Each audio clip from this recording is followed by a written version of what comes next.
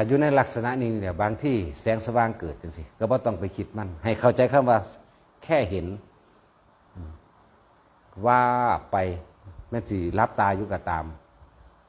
พยายามทำความรู้สึกลมเข้าลมออกอย่างเดียวบางที่เสียงโหยหวนหวีดวิวพวกเสียงผีมันห้องจริงหรือว่าจริงบ่ไปให้คาว่าจริงหรือว่าจริงเด้อล้วนแล้วตั้งแต่เป็นจิตสังขารของเฮาปรุงแต่งขึ้นมาในความหลอกลวงเฮาเองน่ะมันสิอุบัติขึ้นมาเรื่อนว่าอุปจาระในกันนี่บางทีก็อ๋อโหยหวนเด้บ่ธรรมดาเด้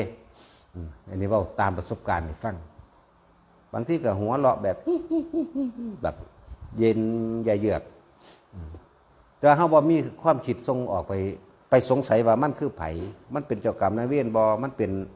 ตกนรกบ่หรือว่าบ่คิดเลยอยู่ในลมอย่างเดียวหูยินอันนี้แหละวิปัสสนาอันนี้แหละรู้จักบ่ล่ะสิฮู้ความจริงตามความเป็นจริงอันนี้แหละอันนี้แหละตัวสิตัดหรือว่าตัดก็ดีนี่แหละจังว่าที่หลายๆคนเข้าใจว่าทรงฌานหรือการเข้าฌานตัดบ่ได้สมัยนั้นมันบ่ทันได้มีคำสอนของพระพุทธเจ้ามันบ่ทันได้แสดงอริยสัจสี่บ่ทันแสดงปฏิจจสมุปบาทก็เลยตัดบ่ได้สมัยนั้น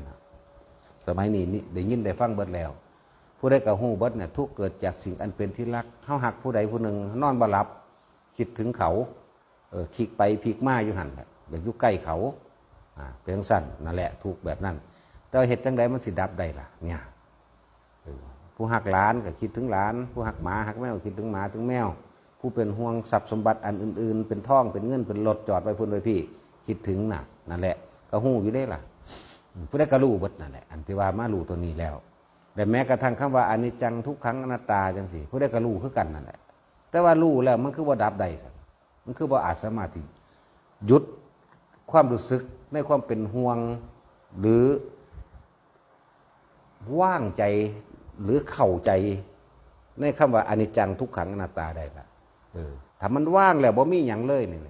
อนิจจังกับบ่มีทุกข์กับบ่มีอนัตตากับบ่มีได้มันว่างๆนี่สั่นของมันเลยพุ่นน่ะ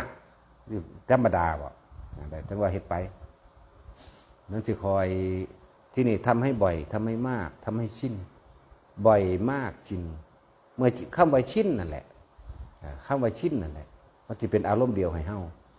เมื่อชินแล้วมันยังสิมากระทบก็ตาม